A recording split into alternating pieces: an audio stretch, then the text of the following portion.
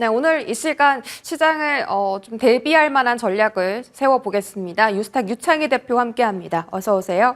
안녕하십니까. 네, 대표님. 외국인이 너무 많이 파는 것 같습니다. 좀 과하다 싶을 정도로 매도세가 강한 것 같고요. 2조 원 가까이 지금 11시 이제 막 넘어가려고 하는데 지금 벌써 이렇게 팔았다라는 건 오후장에는 조금 더 매도세가 커질까라는 불안감도 지금 만들게 하거든요. 자, 외국인 폭풍 매도 속에서 지금 시장에 대한 접근 yes or no에 대해서 여쭤보도록 하겠습니다. 지금 개인 투자자분들이 외국인의 매도 물량을 되게 많이 받아주고 있거든요. 그렇죠. 근데 시장이 더 떨어질 거라는 그 방안을 감안했을 때는 지금은 사실 관망하는 게 맞다라는 또 판단도 들기도 하는데 대표님 생각은 어떠십니까? 사실은 하루하루가 정신이 없죠. 네. 하루에 2% 빠지고 2% 오르고. 변동성이 네, 폭이 좀 큽니다. 변동성이 큽니다. 이럴 때는 내일 오른다고 하더라도 매수하면 안 되는 거죠. 왜요? 왜냐하면 예를 들어서 9월, 10월과 같은 상승이 계속 이어지는 게 아니라 결국에는 11월 한 달은 기간 조정 혹은 또 가격 조정이 조금 더 남아있다고 보고 있고, 저는 12월 FOMC가 끝날 때까지는 이러한 모습이 좀 더 진행될 수 있다 생각하고 있어요. 그러면서 오히려 저점은 조금 더 낮춰갈 가능성도 높다 판단을 좀 하고 있습니다. 그러면 전략은 간편하게 가져가시는 게 좋다 판단하고 있어요. 예를 들어서 뭐 반도체가 되었든 뭐 이런 종목군들, 그러니까 앞으로 계속 좋아질 수 있는 쪽에 대해서 손실을 보고 계신 분들은 저는 조금 기다리시는 게 맞다고 판단을 하고 있어요. 그리고 나서 오히려 어느 정도 저점이 바닥이라고 형성이 됐을 때, 혹은 이제 시장이 좀 안정기에 진입한다라고 생각이 들 때, 그때 추가 매수를 하는 전략을 가져가는 게 맞는 것이지, 오늘 하루 떨어지고 내일 하루 오르고 하는 거에 일희일비 하게 된다면 상당히 견디기 힘든 상황이라 판단하고 있고, 또 아까 말씀드린 것처럼 또 현금을 가지고 계신 분들 역시 마찬가지입니다. 덥석덥석 주식을 사는 게 아니라 그냥 기다리자라는 거죠. 하이닉스 지금 뭐 한 50만 원 초반 조금 안 되죠? 그러니까 50만 원 정도 선인데, 이게 뭐 55만 원에서 사면 어떻고 60만 원에 다시 사면 어떻습니까? 70만 원 간다, 100만 원 간다 확인됐을 때 사면 되는 거거든요. 그러니까 내가 저점에 살려고, 최저점에 살려고 생각하다 보니까 오늘이 저점 같고 또 내일이 저점 같다 보니까 바로바로 사게 되는 거거든요. 근데 내가 조금 더 비싸게 주고 사더라도 시장의 방향성을 확인하고 사겠다라고 생각을 한다면 너무 급하게 주식 사지 않아도 된다고 생각하고 있어요. 그래서 지금은 월요일에 주식 시장이 또 어저께처럼 한 2%, 3% 급등할 수도 있겠죠. 그런데 중요한 거는 3% 급등하고 또 3% 급등하고 3% 급등한 게 아니라 상승하고 빠지고 상승하고 빠지고 하는 모습이 결국엔 11월 한 달 남은 한 열흘 남아 있기 때문에 여기서 조급하게 대응할 필요는 없지 않을까 판단하고 있습니다. 그러면 사지도 말고 팔지도 말라라는 말씀이신데, 네. 만약에 대표님 말씀처럼 나중에 시장이 반등 시그널을 확실하게 줬을 때 들어가려면 네. 현금이 필요하잖아요. 그쵸. 근데 이미 확보를 해놓으신 분들 말고 지금 계좌에 마이너스가 찍혀 있는 분들은 현금 확보가 필요할 텐데 손절도 하지 말라라고 하면 그분들한테는 매수 기회가 왔을 때 어떤 전략이 좀 가장 좋을까요? 그러니까 이제 이거죠. 주식을 지금 100%이신 분이라면은 네. 저는 일부 현금화 해야 된다 생각하고 있어요. 그러니까 오늘이라도 한 20, 30% 정도는, 그러니까 뭐 오늘 당장은 못 만든다고 하더라도 단계적으로 해가지고 조금씩 비중을 줄여 나가면서 현금을 만들어 놓을 필요는 있다 판단하고 있어요. 근데 한 주식에 한 50% 정도 가지고 계시고 현금이 50% 정도 가지고 계시다 그러면 너무 여기에 일희일비할 필요는 없다라는 거죠. 다만 제가 말씀드리는 거는 뭐 반도체가 되었든 혹은 뭐 2차 전지가 되었든 뭐 로봇이 되었든 바이오가 되었든 이런 쪽에 대해서 어쨌든 성장 어떤 모멘텀이 살아있는 쪽에 대해서를 말씀드리는 것이고, 좀 단기 테마주라든지 또 개별 악재가 있는 기업을 버티자 하는 건 아니다라고 말씀드리겠습니다. 알겠습니다. 자, 그러면 지금 또 하나 수급적으로 여쭤보고 싶은 게 개인의 그 투자인데요. 지금 뭐 현금 있으신 분들은 매수로 들어가시는 분들도 많이 계시지만 또 신용 물량이 잡혔던 종목에 한해서는 개인 투자자의 반대 매매가 좀 나오고 있어요. 근데 네. 보통 우리가 반대 매매가 나왔다라고 하면은 바닥은 찍었겠다라고 어떻게 생각을 좀 할 수 있잖아요. 네. 그런 반대 매매에 대한 시그널은 어떻게 해석하세요? 반대 매매 시그널은 아직은 전 안 나왔다고 판단하고 있어요. 그러니까 물론 일부 나오곤 있습니다만은 시장을 약간 공포스럽게 만들 정도의 반대 매매는 아직은 없지 않나 판단을 좀 하고 있습니다. 그래서 그러니까 저는 그렇게 생각을 해요. 그러니까 뭐 이제 와서 뭐 이렇게 말씀드리는 거는 조금 늦었다고 생각을 하고 있지만 이미 9월, 10월과 같은 엄청난 상승이 나왔거든요. 그럼 여기에 따른 일정 부분의 되돌림은 또 제법 세게 나올 수 있다라고 판단을 좀 하고 있어요. 그러니까 우리가 9월, 10월의 상승 논리가 사실은 그 어떤 걸 갖다 붙여도 이걸 설명하기 좀 힘든 부분들이 좀 있었기 때문에 반대로 조정이 나오더라도 야 이건 좀 심한데 이 정도면 예전에 같으면 반등이 나왔을 텐데 왜 반등이 안 나오지 하는 모습이 한 번은 나올 수도 저는 있다라고 생각을 좀 하고 있습니다. 근데 그게 지금은 아니라는 거예요. 아직까지는 기간 조정, 그러니까 박스권이죠. 물론 변동성은 큽니다. 뭐 한 3, 4%씩 올라왔다가 하루 이틀 만에 또 3, 40% 정도 빠지기도 하는 모습을 보여주지만 여전히 박스권이라는 거죠. 근데 이 박스권을 깨면서 흔드는 모습들, 저는 종합주가지수 기준으로 따진다 그러면 한 61선까지 어떤 조정은 대비해야 된다 생각을 좀 하고 있어요. 그러면 이제 21선이 이탈할 한 상황이기 때문에 그 정도까지의 어떤 하락 가능성도 대비를 하고 있다라고 생각하고 있고, 그렇다면 그때 가서의 흐름들을 좀 지켜보면서 대응하는 게 맞지 않을까. 물론 거기까지 안 갈 수도 있습니다. 아까 말씀드린 것처럼 안 가고 올라오면 좋은데 올라왔을 때는 그때 가서 내가 조금 더 비싸게 주고라도 사면 된다. 하지만 빠질 때는 최악의 경우는 그 정도까지는 생각을 하고 좀 대비를 하자라고 말씀드리고 싶습니다. 60일이면 코스피 기준 3,660선 정도인데 맞아요? 그렇죠. 그럼 여기서 200포인트 가량의 하방을 더 열어두고 대응해야 된다라는 말씀이시죠? 그러니까 이제 저는 최고점 대비했을 네. 때 한 10에서 한 2, 3%는 조정이 나올 수 있다. 그러면 딱 그 한 3,600, 700 어쨌든 60%는 올라오고 있으니까 그 정도까지는 일단은 열어놔야 되지 않을까 판단하고 있습니다. 알겠습니다. 반도체도 같은 방향으로 생각해야 될까요? 삼성전자, 하이닉스 모두 61선까지 열어둔다고 하면 지금보다 하방 압력이 더 깊어질 테고, 그러다 보면 그 3,800선까지 왔을 때 며칠 전에 네. 개인 투자자분들이 신용을 굉장히 많이 써서 비투를 하셨다라는 기사를 봤거든요. 그러면 또 이제 반대 매매가 나올 수 있고, 그렇다 보면 또 공포의 투매를 불러올 수 있고, 이런 악순환이 좀 반복될 수 있지 않습니까? 반도체 투톱에 대한 판단은 어떻게 하세요? 뭐 저는 그러니까 신용을 너무 많이 쓰신 분들은 사실은 일부 덜어낼 필요는 있다 생각을 좀 하고 있어요. 근데 신용이 없고 그냥 난 그 주식 현금으로만 딱 사고 있다 그러면 전 기다리는 게 맞다 생각하고 있습니다. 다만 이제 반도체주들이 흔들리는 게 딱 이 논리잖아요. 그러니까 어저께 엔비디아 실적은 좋았는데 당연히 엔비디아 실적은 좋은 것이다. 중요한 거는 하이퍼스케일러 그룹단들이 투자를 계속 할 수 있겠느냐 없느냐의 논리가 아직은 해소가 된 건 아니다라고 하는 거 아니겠습니까? 근데 이것은 사실은 저는 앞으로 계속해서 논란은 나올 거라 생각을 좀 하고 있어요. 그러면서 이제 실적 발표를 하면서 혹은 기업들이 내년에 대한 또 투자 발표를 하면서 또 그런 우려감이 해소가 되면 또 주가는 또 강하게 올라가는 모습이 보여줄 가능성이 높다 생각하고 있고, 또 거기다가 쏘버린 AI 투자에 대한 이런 것들을 감안한다라면 반도체 수요가 급감할 정도는 아니다. 전 판단을 좀 하고 있습니다.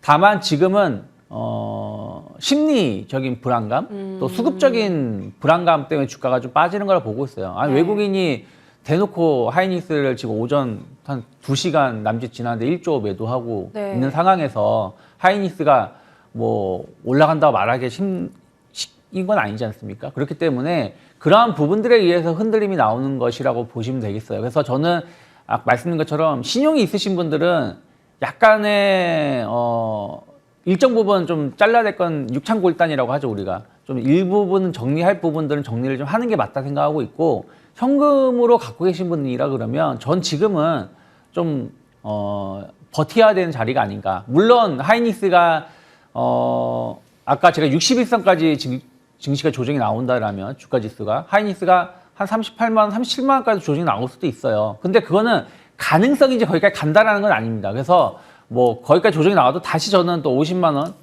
60만 원 오른다라고 보고 있기 때문에 조금은 기다려보자. 비중이 많지 않다라면. 다만 비중이 많다 그러면 좀 일부를 정리해 놓고 다시 재매수하는 게 맞고 삼성전자도 마찬가지 논리로 바라보면 좋지 않을까 판단하고 있습니다. 네, 조금 많이 무거운 말씀을 해주셔서 걱정이 앞섭니다. 그럼 소부장 대응 방법도 여쭤보고 싶은데 투톱이 이렇게 빠지는데 소부장이 잘 버틸 리가 없잖아요. 그쵸. 근데 오늘 많이 빠지는데도 불구하고 또 단기 이평선인 뭐 11선을 지지해주는 종목도 있고 대표적으로 뭐 이수페타시스 네. 이런 종목들도 있는데 이들 종목들도 지금은 잠깐은 쳐다보지 말고 좀 기다려야 되나요? 뭐 저는 일단은 삼성전자 하이닉스가 못 간다 그러면 뭐 소부장이 아무리 좋은 기업이라고 하더라도 못 갈 수밖에 없다 판단하고 있어요. 그래서 결국엔 삼성전자 하이닉스가 어디서 조금 턴을 하는지 바닥을 좀 다져주는지를 확인하고 들어가는 게 맞다 생각하고 있고 삼성전자 하이닉스가 먼저 바닥이 잡혀도 소부장주는 뒤늦게 바닥이 잡히면 한 번 더 흔들림이 나오고 바닥이 잡힐 수가 있어요. 그래서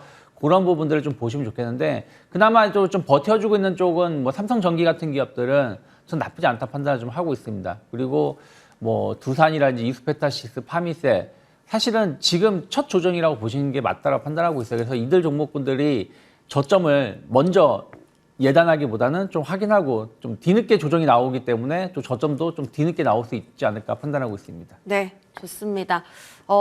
투톱보다 한 발짝 조금 느릴 것이다. 반등도 투톱이 먼저, 하락도 투톱이 먼저 이렇게 말씀 주셨고요. 조방원에 대한 대응은 어떻게 할지 궁금한데 일단 외인 기관 매도리스트 상위에 방사한 종목들이 꽤나 들어가 있습니다. 한화 에어로스페이스는 외국인이 팔고요. 현대로템은 기관이 팝니다. 또 외국인의 순 매도리스트에 삼성중공업도 있고요. 사실 좀 그동안 많이 올랐던 주도 섹터 안에서 좀 시총이 큰 종목들은 오늘 대부분 다 팔고 있는 것 같은데요. 조방원에 대한 대응법은 어떻습니까? 일단 긍정적인 모멘텀과 시각은 최근에 나오기 시작했는데. 뭐 사실은 원전하면은 몇 개 없어요. 그러니까 그 기자재 빼고 두산 에너빌리티 그리고 한국전력 뭐 이 정도 수준이라 저는 생각을 좀 하고 있거든요. 그래서 뭐 두산 에너빌리티는 지금 조정이 나오고 있지만 다시 뭐 그 60만 원 후반, 70만 원 초반이라 그러면 저는 조금씩은 매수해 볼 수 있는 자리가 된다 생각을 좀 하고 있고요. 한국전력은 사실은 큰 조정이 없죠. 오히려 고점을 갱신하려고 하고 있는 부분들이기 때문에 에너지 쪽을 본다 그러면 저는 한국전력을 좀 우선으로 보고 그다음에 두산 에너빌리티가 흐름을 좀 보면서 좀 분할 매수 관점으로 접근해 볼 수 있다 생각하고 있고요.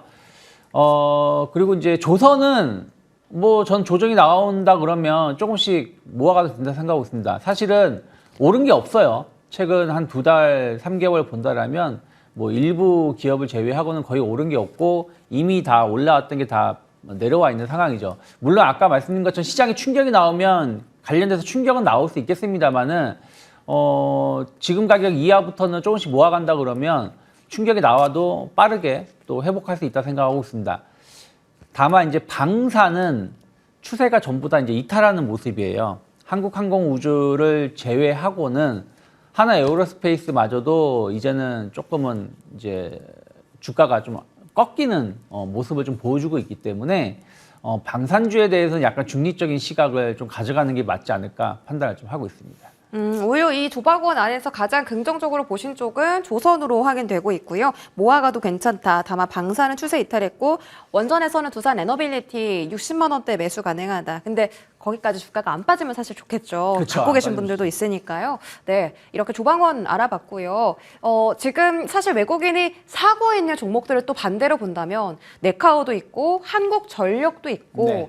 이런 기업들이 오늘 이 급락장에서 살아남고 있다, 매수세를 받아들이고 있다라는 것은 어떨까요? 좀 긍정적인 시그널로 해석해도 좋을까요? 그러니까 일단은 그런 것 같아요. 조금 실적 대비 좀 싼 기업에 대해서의 어떤 매력은 계속 갖고 있는 것 같습니다. 그래서 아까 제가 말씀드린 한국전력, 뭐 시장이 이렇게 안 좋음에도 불구하고 고점을 계속 갱신하려고 하고 있는 모습 보여주고 있고요.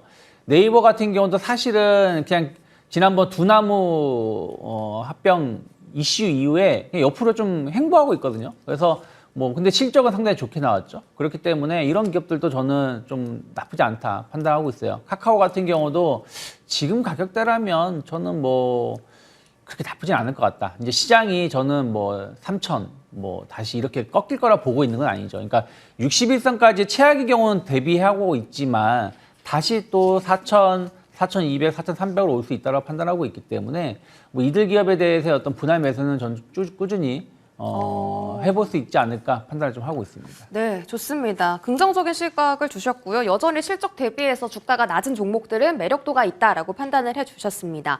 기관 오늘 은행주 담거든요. 일단 배당 들어오고 연말이 다가왔기 때문에 은행주 수급은 이런 장에서도 살아남는 걸 보면 은행주를 포트폴리오에 좀 방어적 성격으로 해지 느낌으로 좀 가져가도 돼요? 만약에 이제 갖고 계신 분들이라면 뭐 조금 더 기다리는 게 맞다 생각하고 있어요. 근데 신규 매수로 매력이 있는지 여부는 잘 모르겠어요. 오히려 신규 매수 매력이 있는 거는 증권주가 될 수 저는 있다 생각을 좀 하고 있거든요. 어쨌든 배당도 증권주가 더 많이 해주고 있는 부분들이 좀 있기 때문에 그래서 은행주들은 그냥 조금은 지금은 별 크게 재미는 없지 않을까. 오히려 은행주를 매수하느니 그냥 현금을 좀 갖고 있는 게 맞지 않나 판단을 좀 하고 있어요. 하지만 또 이제 상법 개정이라는 어떤 이슈가 아직은 살아있기 때문에 그걸 대비해서 난 사겠다라고 하면은 혹은 뭐 지금 갖고 계신 분들 기다리시는 건 나쁘지 않지만 적극적으로 신규 매수를 보기에는 아직은 뭐 매력은 좀 덜하지 않을까 판단하고 있습니다. 네, 알겠습니다. 은행주를 갖고 있는 것보다는 현금을 확보하고 있는 것이 더 나은 판단이다라고 말씀해 주셨습니다. 참고해 보시기 바라고요. 다음은 테마주에 대해서 좀 이야기해 볼 텐데 시장에 떨어질 때는 주도 섹터보다는 그래도 그나마 있는 수급이 테마주로 몰리기 마련이라서 저희가 준비한 질문들이고요. 먼저 중일 갈등, 그러니까 한일령 수혜가 조금 더 길어질 수 있겠다라는 목소리가 나오잖아요. 네. 지금 계속 갈등 뉴스가 시장에 쏟아지고 있는데 뭐 여행주, 항공주, 카지노주 같은 종목들을 우리가 조금 더 길게 봐도 괜찮을까요? 저는 괜찮을 것 같아요. 그러니까 우리가 아시다시피 사드 배치했을 때 네. 어마 그 여파가 몇 년을 갔습니다. 그러면 맞아요. 지금 한일령이 하루 이틀 만에 해소가 될 것인가? 지금 다카이치 총리의 어떤 스탠스를 본다라면 그러지 않을 가능성이 좀 높다라고 판단하고 있거든요. 그리고 뭐 중국 여행사들 항공사인가요? 여행사 입장에서 봤을 때 5천억 정도? 뭐 많게는 뭐 그 이상의 손실을 감안해서라도 다 환불해주겠다라고 하고 있는 것이기 때문에 뭐 근데 이게 환불할 수도 있고 나중에 또 이제 그러면 환불 받으면 또 다 그분들 여행 가려고 하실 거 아니에요, 결국에는. 네. 그러면 결국에는 이제 우리나라가 또 수혜를 입을 수 있는 부분들이 좀 있기 때문에 충분히 저는 이거는 조금 길게 볼 수도 있지 않을까 생각을 좀 하고 있어요. 그러니까 어떻게 보면 작년 재작년에 중국이 어마어마한 재정 부양을 하겠다. 또 위고 한신 뭐 이런저런 소비 촉진하겠다. 또 한국 무비자 정책 이런 부분들이 있었을 때 관련된 기업들이 꽤 오랫동안 랠리를 좀 보여줬었기 때문에 지금 저는 관련된 기업들 충분히 접근해 볼 수 있다. 다만 사실은 많지 않아요, 종목이. 네. 뭐 카지노 보신다 그러면 뭐 전 롯데관광개발 지금 그렇게 비싸진 않다.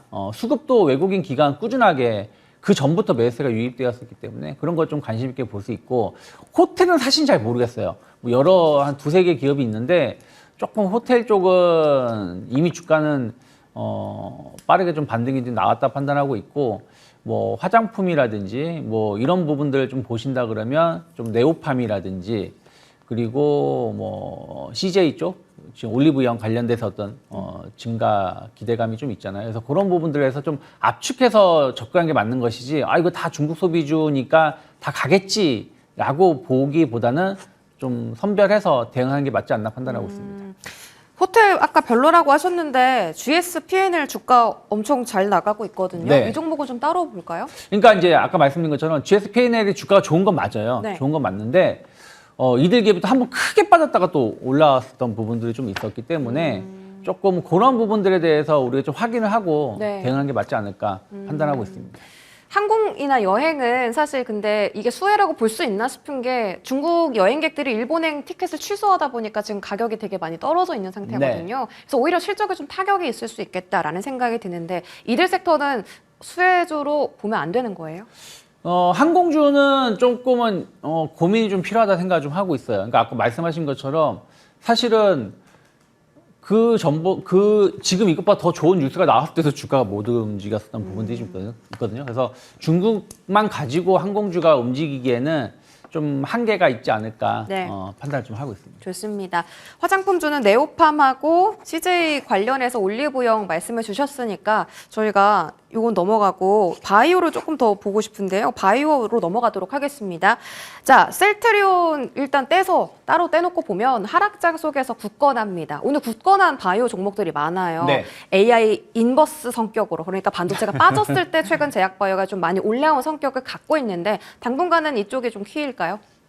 그래도 바이오가 잘 버텨주고 있는 것 네. 같아요. 예를 들어서 이제 오늘과 같은 폭락이 나왔을 때는 다 시장이 무너지는 게 맞는데 네. 오히려 바이오주들은 좀 플러스를 내고 있는 기업들이 있습니다. 혹은 조정이 나와도 상당히 제한된 조정, 그러니까 그동안 올랐던 것 대비해서 좀 덜 빠지고 있는 모습이 아닌가 판단하고 있습니다. 그래서 역시 겨울 찬바람이 불면은 바이오가 좀 강세라는 흐름을 올해도 좀 보여주고 있지 않나 판단을 좀 하고 있는데 뭐 셀트리온 지난주 제가 이 시간에 나와가지고 고점은 뚫어야 제맛이라 말씀드렸는데 그러고 나서 밀렸어요. 네. 밀렸지만 큰 조정은 아니라 생각하고 있습니다. 다시 한번 또 뚫어낼 수 있는 힘은 있지 않을까 판단하고 있고 또 플랫폼 관련된 기업들 뭐 ABL 바이오, 뭐 리가캠, 뭐 알테오젠 지금 주가 상당히 견조하다 저는 생각을 좀 하고 있습니다 여전히. 그래서 이들 기업에 대한 어떤 관심도는 꾸준히 이어갈 수 있지 않을까 판단을 좀 하고 있습니다. 저는 궁금한 것이 지금 금리 인하 가능성보다 동결적으로 더 가능성이 치우쳐지고 있잖아요. 네. 그런데 바이오주는 사실 금리 인하가 나와야 조금 더 강한 탄력을 받아가고 그런데 또 반대로 이 말씀 주신 알보리 같은 기술 플랫폼 종목들은 연말에 기술 이전 기대감 더 크거든요. 그쵸. 금리가 이길까요? 모멘텀이 이길까요? 모멘텀을 봐야 되는 거죠. 그러니까 지금 바이오주가 올라온 게 예를 들어서 12월에 금리 인하하니까 그동안 2번 금리 인하했는데 못 올랐어요. 그래서 금리 인하할 수 금리 12월에 확정적인 패드워치를 보니까 90%입니다 하면서 네. 올라오는 거라면 근데 그게 갑자기 이제 금리 인하 기대감이 좀 꺾였잖아요. 네. 아직 확정된 건 아니지만 그러면 빠져야 되는 것인데 그게 아니라 기술 수출이라는 어떤 딱 그 이슈가 생기면서 ABL 바이오가 그걸 딱 터트려주면서 올라오는 거거든요. 그러면 이거는 금리 인하보다 사실 더 강한 모멘텀으로 올라오는 것이기 때문에 금리 인하가 사실 약간 12월 동결 가능성이 좀 있다고 하더라도 쉽게 꺾이진 않을 거예요. 그리고 12월에 금리가 동결된다고 하더라도 또 우리 트왕께서 가만히 있지 않을 거라는 거죠. 그리고 또 내년 FOMC에 대한 어떤 기대감들 감안한다라면 금리가 추세적으로 하락한다라는 어떤 그런 흐름은 역행하지 않을 것이다라고 판단할 수 있기 때문에 뭐 12월 금리 동결이라고 하더라도 바이오주의 어떤 현재와 같은 어떤 상승을 크게 훼손할 정도의 내용은 아니지 않을까 판단하고 있습니다. 그나마 지금 가장 긍정적인 답변 주신 섹터가 지금 제약바이오인 것 같네요. 기술 플랫폼 좋다고 하셨으니까 그러면 비만 치료제는 어떤가요? 지금 펩토론 1112 기술 수출 가능성 커지고 있거든요. 펩토론을 필두로 또 비만 치료제 시장이 다시 한번 신고가를 좀 찍을 수 있을까 궁금합니다. 펩토론이 이제 최근에 주가가 상당히 좋아요. 그래서 그나마 이제 본다면 펩토론이라든지 또 저는 뭐 한미약품 같은 기업들은 나쁘진 않다 판단하고 있는데 오늘 그나마 이제 비만 치료제 중에서 제일 좀 강한 모습은 D&D 파마텍이에요. 네. 그 나머지 기업들은 사실 올릭스가 되었든 뭐 이런 기업들은 다 대부분 조정이 좀 나오고 있습니다. 근데 이쪽에 대해서는 워낙에 이제 그런 얘기들이 좀 많이 있어 왔기 때문에 저는 조금은 조심스럽게 좀 봐야 되는 구간이 아닌가 판단하고 있고 펩토론은 어쨌든 작년에 계약한 건이 올 연말에 확인이 되는 거잖아요. 그 결과가 나오는 시점이 되다 보니까 올라오는 것이기 때문에 그걸 조금 더 기대하고 좀 매수를 해볼 수는 이 트레이딩 관점에서 접근은 가능하다라고 판단하고 있습니다. 알겠습니다. 비만 치료제는 트레이딩 관점에서 접근 가능하다 이런 조언을 해주셨고요. 저희 마지막으로 지금 방향성과 섹터에 대한 판단들 해보도록 하겠습니다. 일단 현금 비중을 많이 확보해 놓으라고 하셨는데 그러니까 지금 반등을 만약에 시장이 한다면 뭐 FOMC가 기준이 될까요? 그럼 11월 중순쯤일 텐데 그때까지는 조금 기다렸다가 중순에 들어간다든지 어떤 시간적인 측면에서 대응이 필요할까요? 일단 저는 이번 한 달은 11월 한 달은 좀 조심스럽게 보는 게 맞다라고 판단하고 있어요. 그러니까 뭐 아까 말씀드렸지만 9월 10월 같은 상승은 11월 달은 나오기 힘들 것이라는 게 이미 결론이 난 것이라 판단하고 있고 그럼 12월 초에 있는 FOMC라는 것이죠. 그 부분에 대해서 어떤 긍정적인 어떤 해석으로 나온다라면 그때 가서 이제 연말 랠리를 좀 대비하면서 적극적으로 전 주식을 사도 된다 생각하고 있습니다. 근데 만약에 FOMC에서도 별로 좋은 해석을 할 수 있는 부분들이 없었다.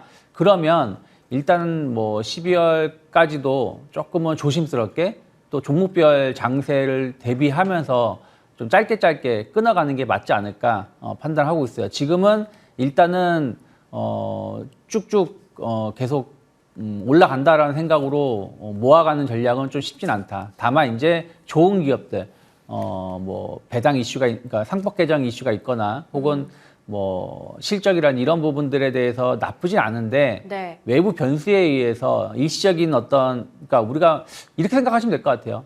지난 4월달, 5월달 관세 우려감이 있었을 때 주가가 폭락이 나왔었잖아요. 네. 근데 이겨내면서 올라갔거든요. 그러니까 지금은 약간 그런 모습이다. 다만 워낙에 우리나라가 많이 올라왔다 약간 흔들림이 나오는 거다 보니까 어질어질한 것이지 결국에 이거는 이겨낼 거라 이겨낼 수 있다라고 판단하고 있습니다. 하지만 그 시간 자체는 조금은 일단 11월 달은 조심해야 되는 거고 12월도 조금은 초반까지는 조심하면서 그 이후의 흐름을 좀 대비하는 게 맞지 않을까 판단하고 있습니다. 네, 12월까지는 좀 조심하고 그 이후를 대비하자. 배당이 나오는 종목들은 괜찮다라고 하셨는데 혹시 종목으로 말씀 주실 수 있을까요? 뭐 저는 아까 말씀드린 것처럼 증권주 같은 경우도 나쁘지 않고 그리고 이제 뭐 현대차 그룹 같은 경우도 지금 여기서 주가가 뭐 폭락 가능성은 거의 없다라고 판단하고 있는데 근데 배당 이런 거 감안하면 뭐 지금부터 모아가는 거 나쁘지 않다 생각하고 있고요. 네.